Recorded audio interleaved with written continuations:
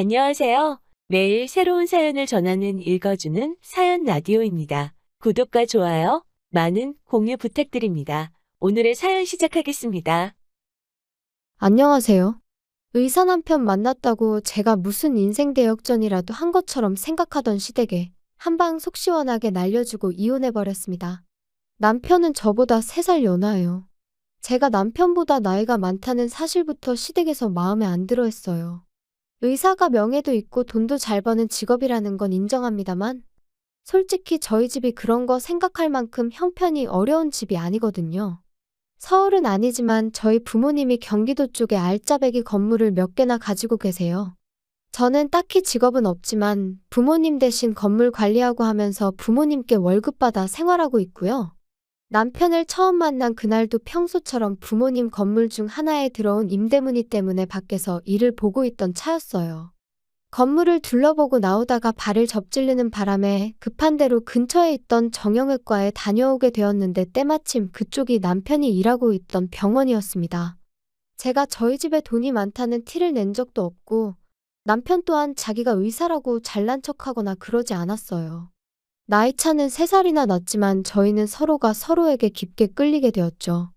처음에는 남편한테 저희 집이 여유롭다는 사실을 알리기가 싫어서 일부러 숨겼습니다. 그냥 이 근처에서 일하는 직장인이라고 말했어요. 어떻게 보면 거짓말을 한 건 아니죠. 제 할일 다하면서 부모님께 월급을 받고 있었고 첫 만남부터 우리 집 돈 많다고 티내거나 자랑할 이유도 없잖아요. 이런 제가 속물처럼 보일 수 있겠지만 이전에 연애하던 사람들 중에 사자 들어가는 전문직이 몇 명 있었는데 그때 당시 안 좋은 기억들이 너무 많아서 조심스러울 수밖에 없었습니다. 그중엔 저희 집에 돈이 많다는 걸 이용해 먹으려는 사람도 있었지만 반대로 돈 있는 티를 안 내면 그건 그거대로 자기가 세상에서 제일 잘난 놈인 줄 알고 제 머리 꼭대기 위에 올라가서 저를 지멋대로 좌지우지 하려고 드는 인간도 있었거든요.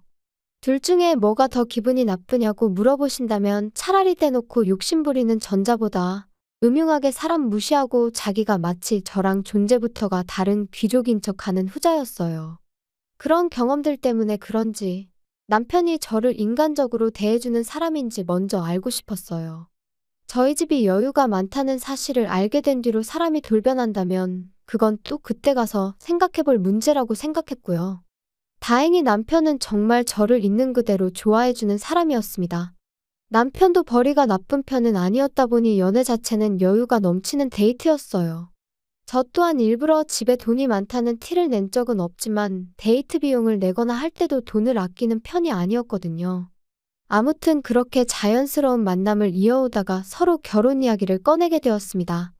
그 후에 얼마 지나지 않아서 남편의 집에 인사를 드리러 가게 되었고요. 그때 시어머니를 처음 만났는데 시어머니가 아들 사랑이 참 유별난 사람이라는 건 그때 이미 알게 되었습니다. 은연중에도 계속해서 우리 아들한테 시집 오는 사람은 정말 땡 잡은 거라면서 말이죠. 그런데 그 말투가 마치 너는 안 된다는 듯한 말투였어요. 연신 우리 아들이 연상의 취향인 줄은 몰랐다 하면서 저를 겪어보지도 않고 이거 기가 센 며느리가 집에 들어오게 생겼느니 어쩌느니 하면서 싫은 티를 숨기지 않았죠.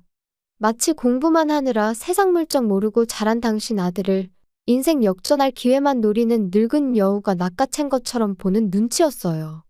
시어머니의 계속된 아들 자랑에 남편은 머쓱해졌는지 그만 좀 하라며 세상에 자기보다 잘난 사람이 얼마나 많은 줄 아느냐고 했지만 시어머니는 남편이 그러면 그럴수록 너는 대한민국 상위 1%라느니 귀족이니 하면서 남편을 계속 추켜 세워줬죠. 연애하면서 혐오했던 인간상이 딱 그쪽이었거든요.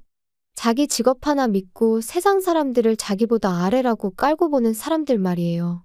남편은 그런 사람이 아니었지만 시어머니가 될 사람이 그런 사람이라는 사실이 달갑지만은 않았습니다.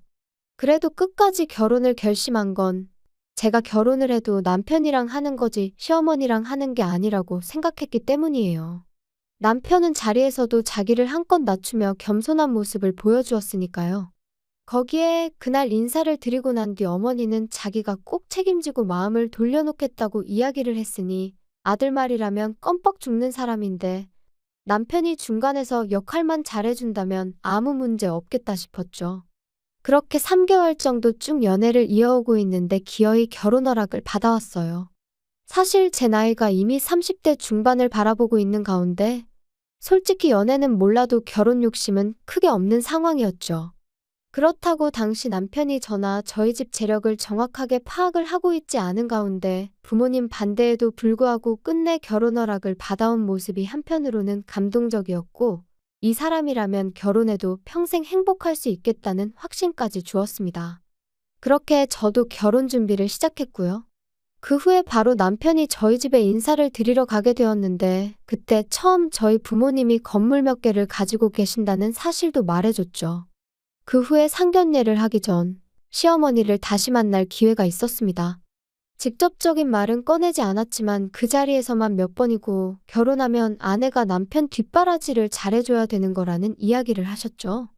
나이가 많다고 아들 기죽이고 그러면 안 된다는 식으로도 이야기를 했는데 저는 그런 말들이 전부 결혼을 허락해줬으니 말 그대로 아들 기죽이지 말라고 꺼낸 이야기인 줄로만 알았어요.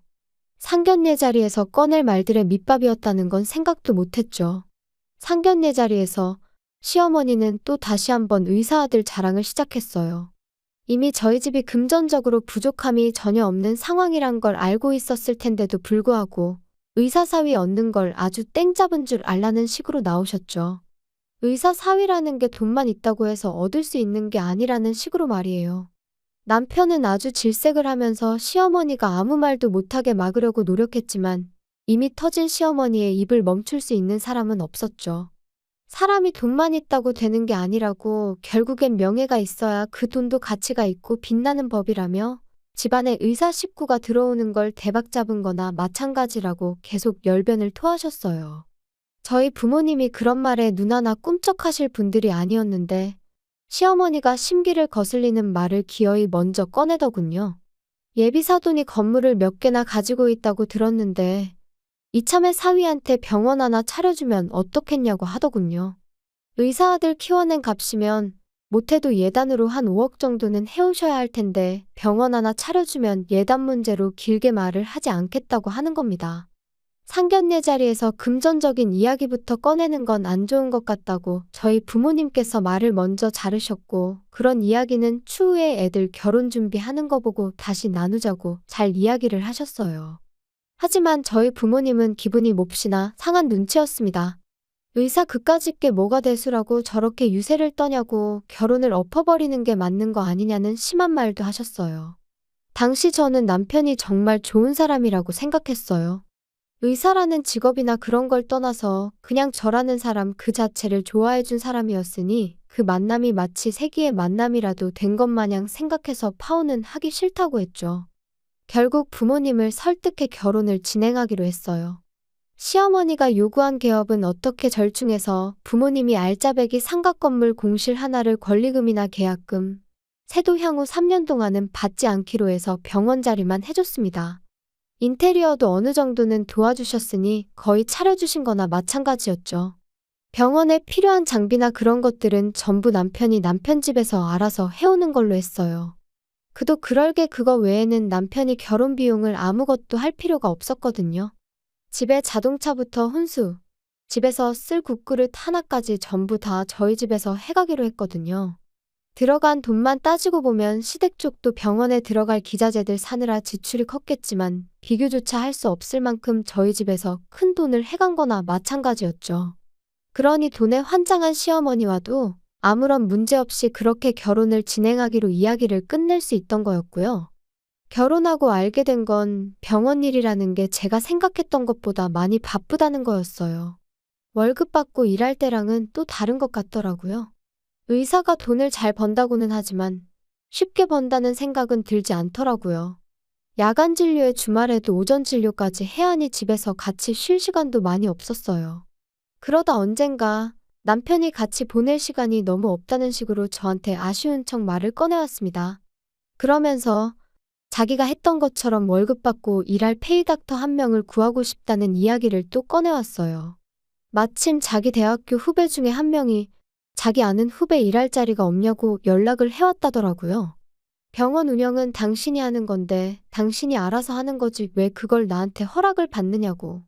하고 싶은 대로 하라고 했어요. 남편은 쭈뼛거리면서 당장 환자 수 생각해보면 월급까지 주기엔 적자가 나는 상황이라고 설명을 하더라고요. 끈덕지게 물고 늘어지는 게 그래도 의사가 한 명 더 있으면 환자도 더 받을 수 있고 쉬는 날도 늘어나서 장기적으로 보면 분명히 이득이라고 설명을 하는데 계속 이야기 들어보니 당분간 적자가 나는 부분을 제 돈으로 메꿔달라고 부탁하는 것처럼 보였습니다. 그걸 알게 되니 영 아니었어요. 개인 시간이 생겨서 부부끼리 시간을 보내게 되는 건 물론 장점이긴 하지만 월급 받을 때랑 다르게 이제는 자기 이름 걸고 개원까지 했는데 당장 일 시작한 지 얼마나 됐다고 벌써부터 꾀를 부리는 건가 싶었거든요. 적어도 사람을 구해 쓴다면 그건 병원벌이가 사람 월급 주고도 남을 만큼은 벌고 난 이후에 말을 꺼내는 게 순서 아니겠나요?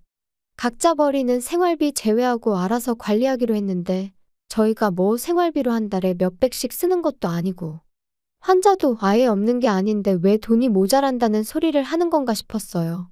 그러다 알게 된 사실인데 알고 보니 병원 장비랑 그런 걸 시댁돈으로 한 게 아니라 남편이 자기 이름으로 대출을 받아다가 마련했다는 사실을 알게 되었어요. 그러니 돈이 모자랄 수밖에요. 다른 것보다 남편이 저에게 거짓말을 했다는 사실이 믿기지가 않더군요. 그래도 최대한 좋게 해결해 보려고 했어요.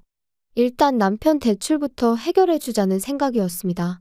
물론 그냥은 해줄 이유가 전혀 없었죠. 여기서 해결을 해준다는 건 돈을 대신 내주겠다는 게 아니고 은행 대신 돈을 빌려주겠다는 소리였어요.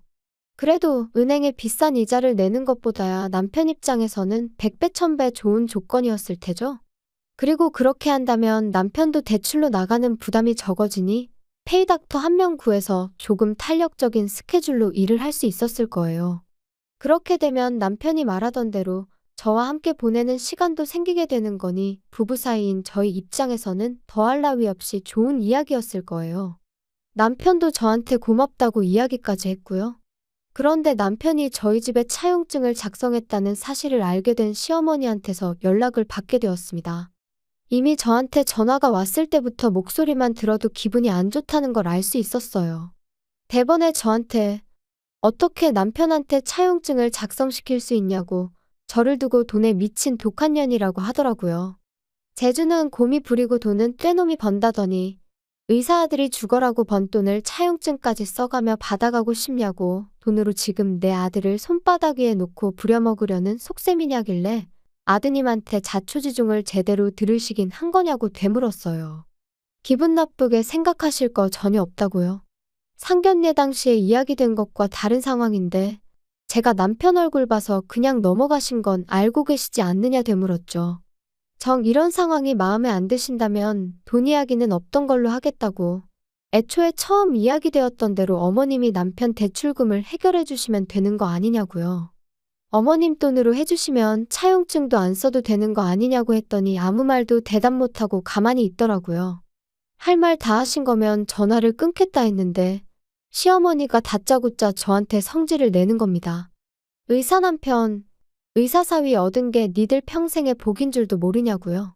병원이 있는 건물은 공실도 잘 나지 않는 거 모르냐며 우리 아들 하나가 니네 집 건물 가치를 얼마나 올려놓은 줄 아냐며 열을 올리더라고요.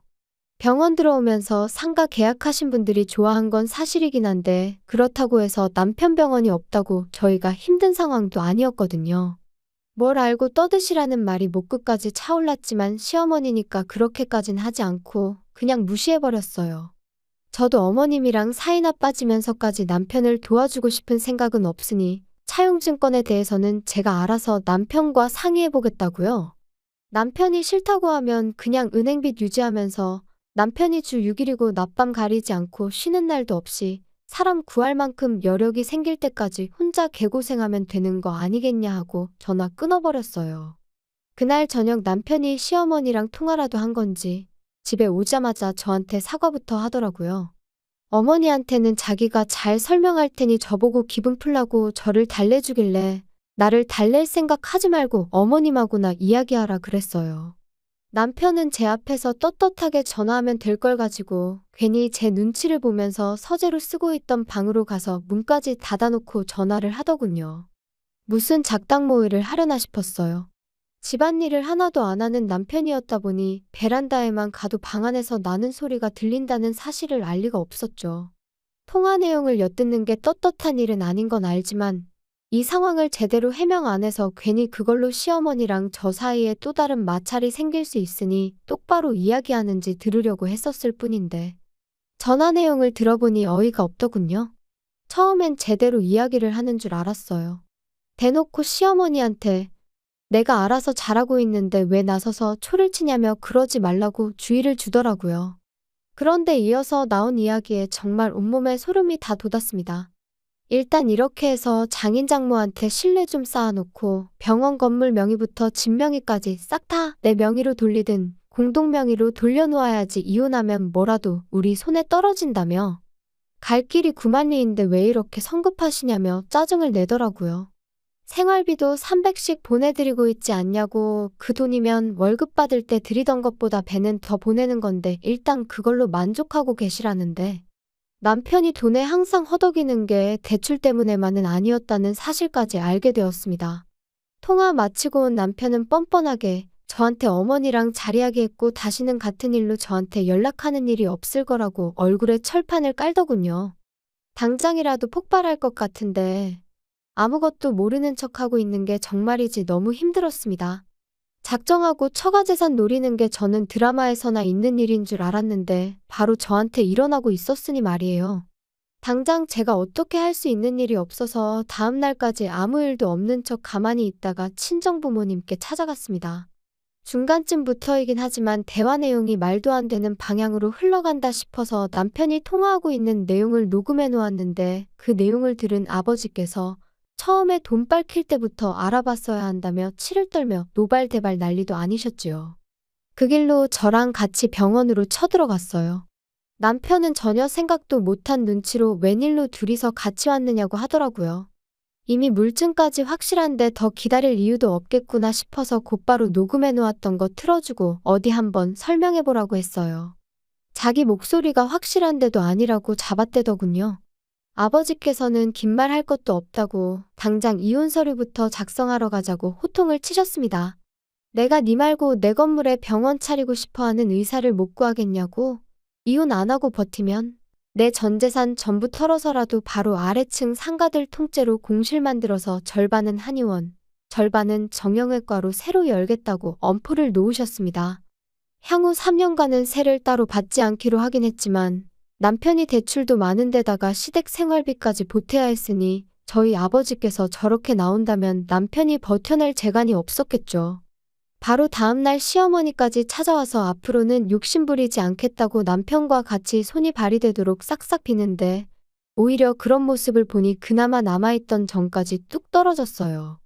위자료 얼마 되지도 않는 거 소송까지 가고 싶은 마음도 없었으니 그냥 빨리 이혼 서류에 도장이나 찍으라고 한마디 했죠.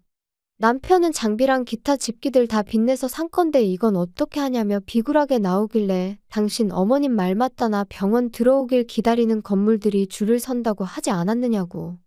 하루라도 빨리 그런 건물 찾아서 거기다 새로 개원하라고 한마디 해줬습니다. 결국 두 사람은 용서도 받지 못하고 내쫓기듯 나가야 했어요. 시어머니는 다리에 힘이 풀린 건지 병원 밖을 나서는데 몇 번을 주저앉았다 일어섰다 하더군요. 결국 1년도 채 안 되는 결혼 생활을 마치고 이혼을 하게 되었습니다. 제대로 복수를 해줘서 속이 시원하긴 했지만 결국 사람 보는 눈이 부족했던 저 때문에 이 사달이 일어나게 되었으니 한편으로는 씁쓸하기도 하네요. 남편이 저희 집 재력을 진작에 눈치채고 있었다고까지는 생각하지 않으려고 해요. 지나간 과거에 얽매이는 것보단 앞으로 제가 어떻게 하느냐가 더 중요하다고 생각하니까요. 부도 좋고 명예도 좋지만 사람의 귀천을 따지는 족속들하고는 두 번 다시 상종하기 싫네요. 긴 이야기 들어주셔서 감사합니다. 오늘의 사연은 여기까지입니다. 구독과 좋아요, 알람 설정해주시면 앞으로 더 좋은 사연으로 찾아오겠습니다. 감사합니다.